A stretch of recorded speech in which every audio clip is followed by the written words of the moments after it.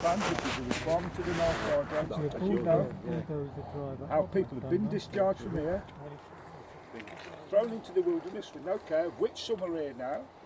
If you want to hear their personal stories, they won't put a name to it, they will tell you. And some of those people have gone on to commit suicide. Shame on combat stress, and shame on the people that have allowed that to happen. Now, if you want to talk about that open and transparently, I will do. And I gave this organisation 5 points.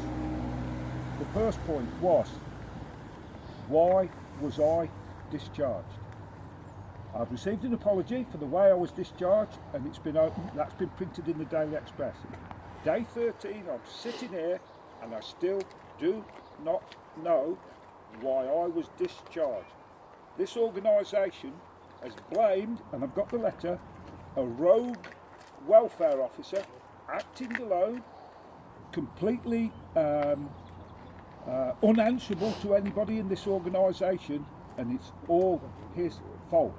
But we also now know that all the other welfare officers were acting the same as him. Now, I can, if you want, no, because we said we wouldn't talk about individuals, but somebody has phoned me who pleaded with this organisation about his brother, a Bosnian veteran, committed suicide. That man, right,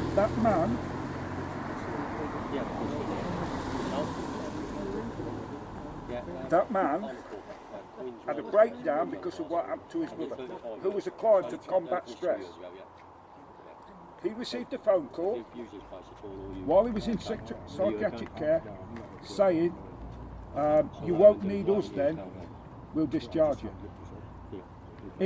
We're compiling hundreds of things, and they're all allegations, right? At this moment in time, they are all allegations.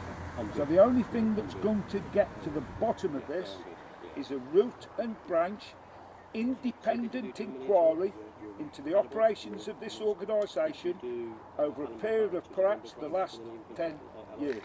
Now, whoever's responsible for that, it will be found. But these people need to tell their stories. It needs an independent inquiry, and that's where we are at the moment. I'm waiting for the rubber stamp on an independent inquiry, which apparently is going to come from the Prime Minister. Whether that happens, I don't know. That's where we are with this organisation. So what we can say, allegedly, is that not only did this organisation not help people, this organisation, with its systemic failings, has led to the death of veterans. Shame on combat stress. Well, Gus, you know, first of all, that we have given you an unreserved apology for the way that you were discharged. It still hasn't told me why I was discharged. There must be a reason, because it's medical practice, the NICE guidelines. National Institute of Clinical Excellence says there must be a reason for discharge, and there must be an appropriate care plan agreed to by the client user on discharge. That has never happened. I still haven't got it. And I have explained and given you all the information that I have available in the organisation to try to get to the bottom of that decision. And I have nothing more to be able to show you, because I don't have any other information. And that's not because I don't want to be transparent. I'm absolutely committed to being transparent in your case, and indeed if any other cases that we establish have been done in the same way. And that commitment has been made to you by Peter Wall on our behalf, and I, as the Chief Exec, stand right behind that. And we are willing to undertake an independent review once we have independent review. No. Stop the word review. Independent inquiry, because there is a difference. An independent inquiry. That's an outside agency coming in and investigating this place. An independent review is merely chaired by an independent chairman operating under the same procedures. An independent inquiry needs to take place into the workings of this organisation. Because we are regulated by CQC. I don't know whether you're I aware of phoned the Care Quality Yeah, Commission and and they ignored me. Well, the Care Quality Commission regulates and inspects us on a regular basis.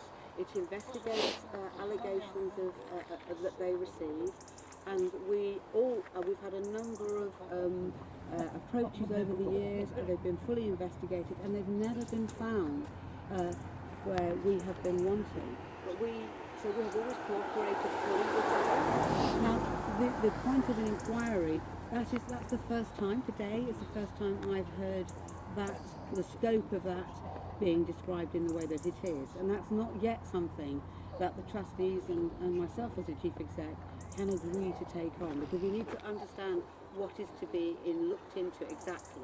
What we have agreed to is to look at any other cases of people who are improperly discharged, like yourself, and you say that you have a number of people who you're aware of. I will either invite them to come to me independently, we have a system in place to do that, or for you to come through you. I'm very happy for them to be passed across to us through you. Then we will sit down with you and agree how we take those forward. And we have nothing to hide. Yep. We absolutely want to be the very best the organisation can be. If we have made mistakes in the past, then we will take responsibility for those, as indeed we are trying to in this situation. So I don't want to say anything else in the public like this. I do want to sit down and talk to you just in private first, because I've never had the opportunity to do that. This mistake is what your organisation has forced us to do. And we have acknowledged and That's I've what your apologised for that. organisation has forced my husband to do. I must stay on track here. Angela, first of all, I'm just so pleased. I am genuinely pleased to have the opportunity to meet both of you, because I've never had this opportunity 13 before. days I- into the summer I, strike. You wouldn't talk to me on Monday. Really? A week, 2 weeks ago, the only person you both wanted to talk to was Peter Wall. And so I got hold of Peter Wall and asked Peter Wall if he would come. And he came last weekend. And he and I have been talking since to try to address the issues that you wanted to take on board. I wanted to speak to you yesterday on the phone, just because I wasn't sure whether you would talk to me. I'm so pleased that you are willing to talk to me. Okay, But stop. can we please do it Let's here? Stop there. Stop there. What you've actually done there is put the onus on me to find these people to present themselves to you. The nature of this condition means that people are inactive in things like that. They sink back into the work. They accept their lot as a defeated person. Those, I've been told, I've inspired people to come forward with these stories. Just hang on a second. Are you You filming? cannot- Are you filming this? No, I'm just looking at No. messages. Can you please not take any pictures of film while we're having this conversation? Yeah, sure. I'm happy for him to continue to I film. know, I Well, know. in that case, this Can I Well, just we're ask just- them, we're just why reading not? If it's messages. an open and transparent dialogue, because why not? This is the first time I've actually met them. But It's the first time we're happy- having a conversation. I'm happy for him to. Sue, you said that I'm from Minds at War, and you just said to Gus that this is the first opportunity that you've had to speak. Unfortunately, many veterans groups have actually made contact with you. You openly went on the back of a man's funeral on Sky TV, and ITV has published that as well. You spoke openly and said that you were the leading charity organisation on PTSD.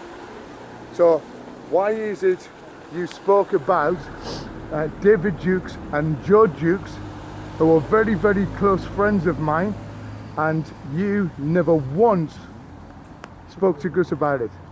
Those TV producers and the guy that conducted that interview asked you that question and you avoided that question.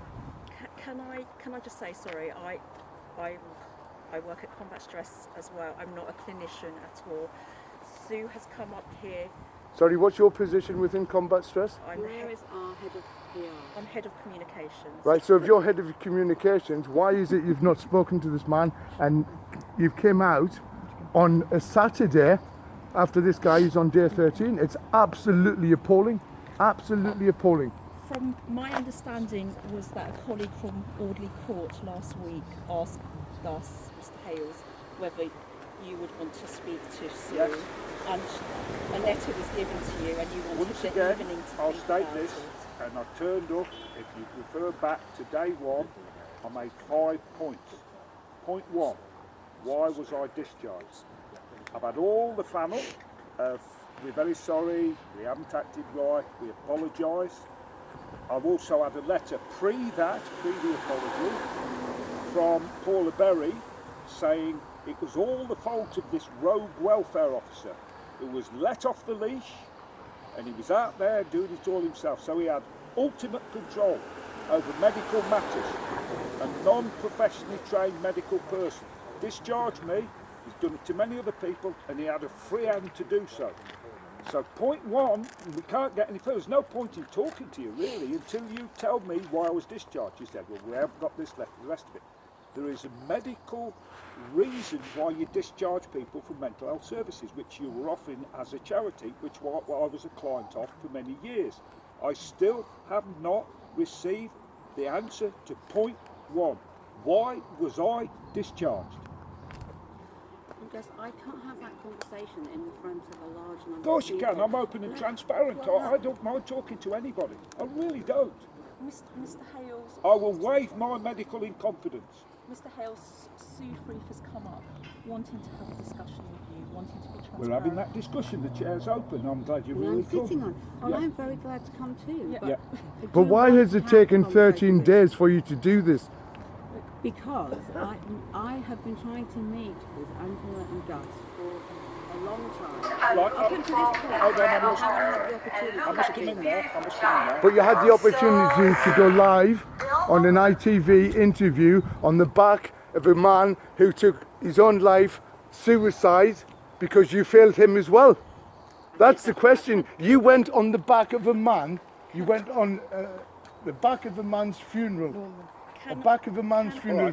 Can I ask everybody to, first of all, Mr. Hales, I saw your live interviews on Sky TV on Thursday. Right. You said that there was an empty seat. There is an empty You seat. wanted Sue Freeth from Combat Stress to You come see- up. Yes. And now she's come up. So And it's I like- think if you take, obviously, the unreserved apology from Combat Stress Yes, I've taken that. admits mistakes, mistakes. admits mistakes. I that- still need to know why I was discharged. and Well, can I try to tell you what I can understand from the material I've had? Yeah. I can only work on that because I wasn't here when that took place, and I can only do it. I can only find that out from the information that I have been able to read. I can't talk to the individual because they don't work here anymore and haven't worked here for a long time. I can talk a little bit about that, but I don't particularly feel it is appropriate to talk about it in front of an audience because it's do. not Unfortunately, good Combat practice. Stress don't have censorship. Norman, okay. Combat Stress Norman. do not have Excuse- censorship. It's a freedom of speech, a I- free country. Mr. The Hales, individual- Yeah. Mr. Hales, I understand when Sir General Peter Wall came up that you had a private discussion with Yep. him in your car. Yep. Would you be willing to have that private discussion with Sue? My discussion with General Wall was Not have that same, but I to need- have the I situation. made 5 very clear points. 5 very clear points. The first one was why was I discharged. The second point was why was I discharged by an untrained lay person. Could have been the cleaner, could have been the cook. Discharged me from this organisation and nothing was put in place. Hundreds of people have come forward saying that they have been dealt with in the same way. By telephone, by knocks on the door, by come in, this is your last chance, off you go. Kicked out in an instant. We know they've been kicked out onto the street.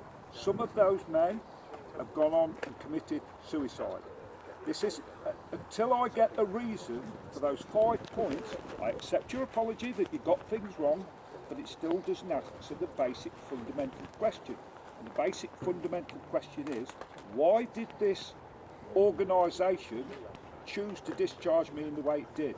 And what you're saying is that there were rogue operators untrained people running around the country, discharging people, no medical training whatsoever, and they decided that that was good medical practice. That's clear and concise because it's happened to me. I still have not had the reason. Give me the reason.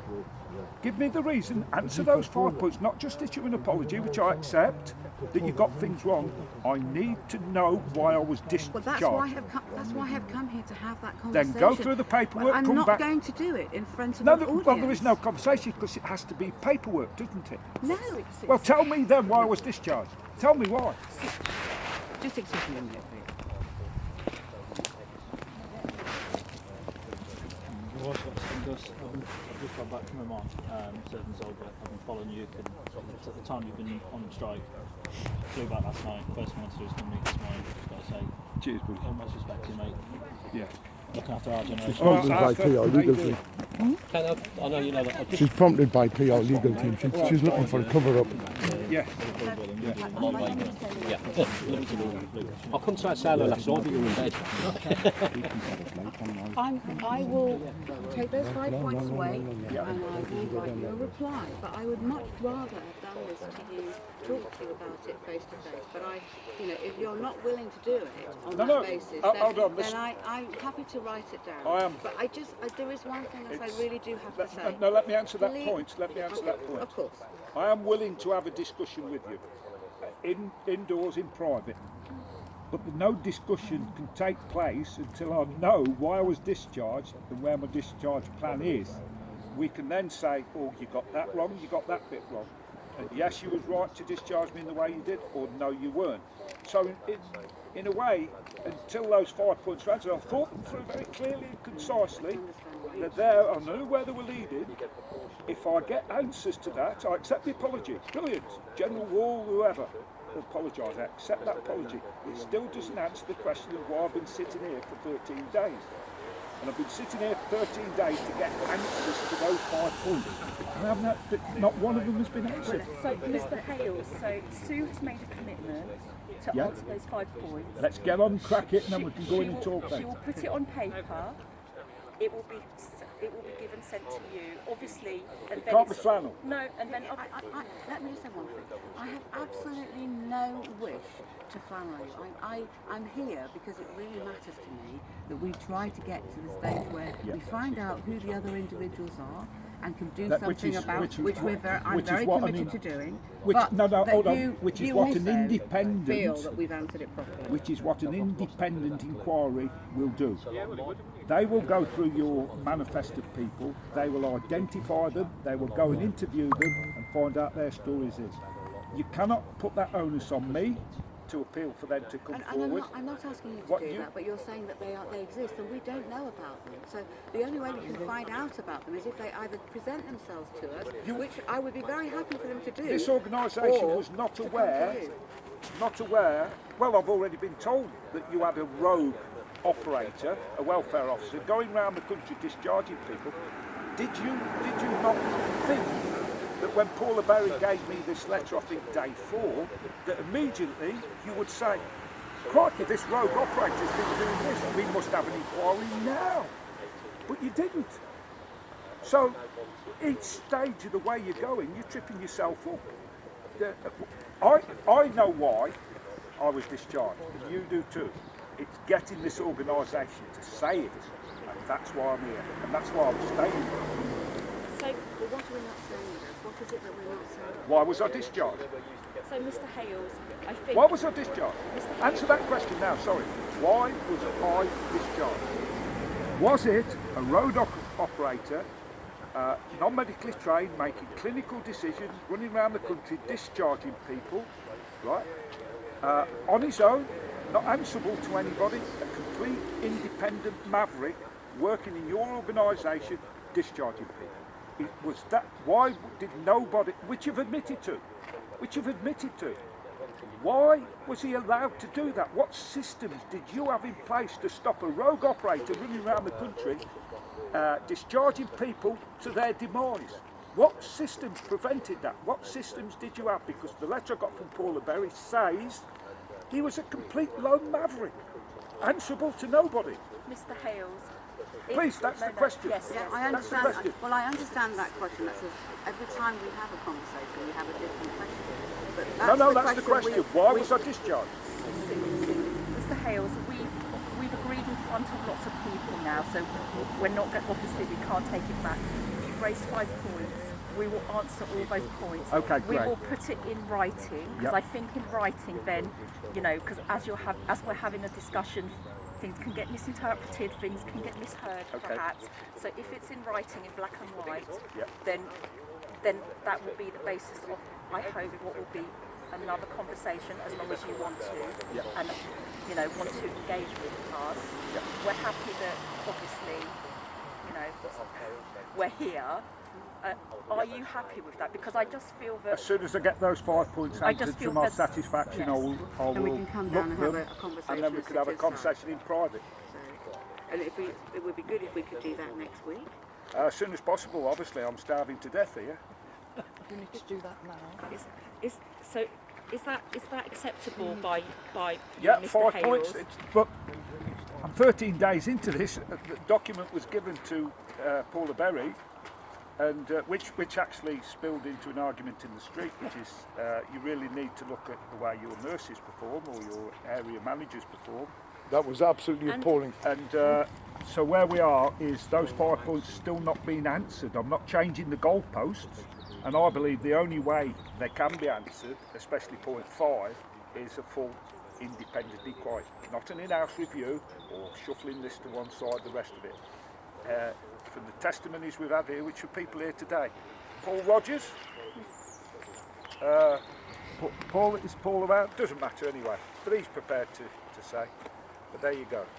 So that's where we're at. Okay. Those Okay. 5 points. So we will get back to you in writing. As When quick will that as be? soon as possible, please.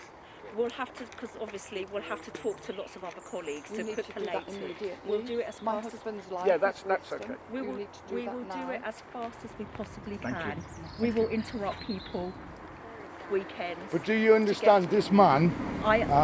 There's thousands and thousands of people viewing this man committing suicide. Do you understand that?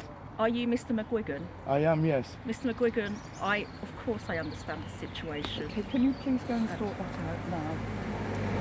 Okay, we'll leave it to that then. And tell Sue Freeth, thank you for coming. I hope I treated her respectfully. Obviously, a conversation like that will be heated, obviously, but I don't think I'll apologise for anything I may have said that has caused you upset and suffering. I wouldn't want to do that. I'm not upset. Obviously, I a want to be able to conversation like help. this will I be want to be able heated. to get us to a position where we understand each other, and I really want to make it clear that we no longer practice in the way that you're describing. Please go and sort that out now. That is, unfortunately, that is not. I understand if you've changed your policies and moved on that far, but that does retrospectively. I know that doesn't. Of course, that doesn't do address the anything problem. for, But you know, in order to ameliorate this problem, you need a full independent inquiry. Mr. Hales, we will set out as soon as we can and get something in writing to you for your 5 Thank you. points. Thank you very much. It was very nice to meet you, and I understand it's been really.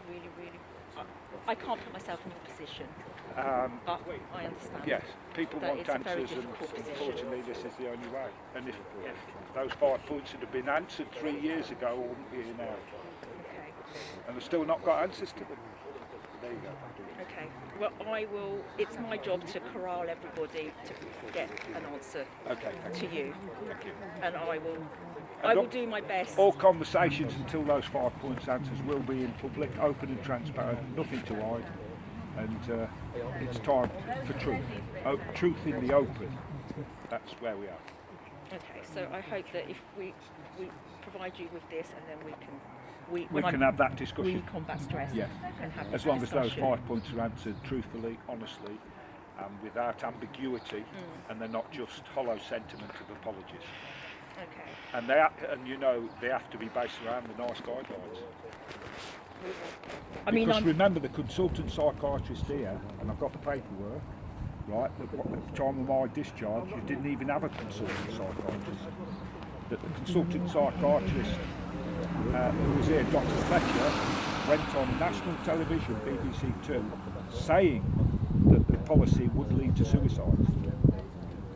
And thank you everyone that I know that all the time that Mr Hales has been here, I know that the protest has been very peaceful, Yeah. to not interrupt the usual outpatient services that happen at Audley Court, and that veterans I know are still attending their appointments. How many do you treat a day here? I don't know off the top I've of my counted head. a couple maybe going in each day.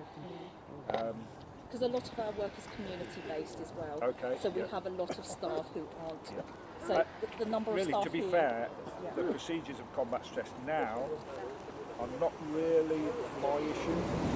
If you've changed working practices, you've seen ways of doing things better, that's great. But what we're talking I know, about it is a doesn't help period you. over time. It doesn't. I mean, it's not so much helping me. I think that the widows of people need answers. I think some of the veterans who've been discharged need answers. So my obligation is to them, not me. Not me. I'm quite happy that I've dealt with it, but I still require those answers. and that's something that other people have done with them. I really thank you. Well, thank you at least for meeting soon. Thank you. Myself. Thank you. Mrs Hales? Interesting chair today. Yes, we've had all sorts in there. In fact, it was that one. There you go. Yeah. Okay. Thank you. Thank you. Excuse me from Hong Kong. It's a bit early, but I'm going back home.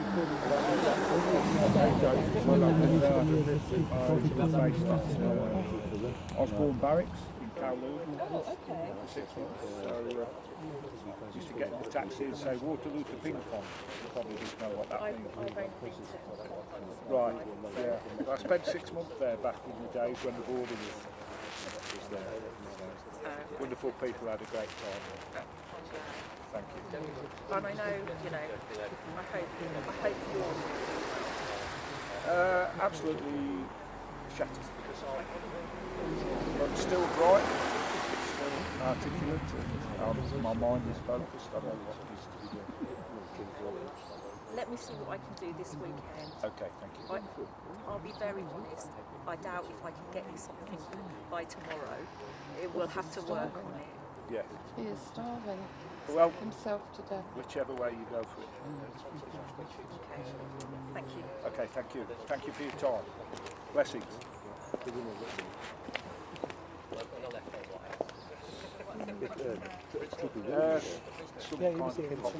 There you go, ladies and gentlemen.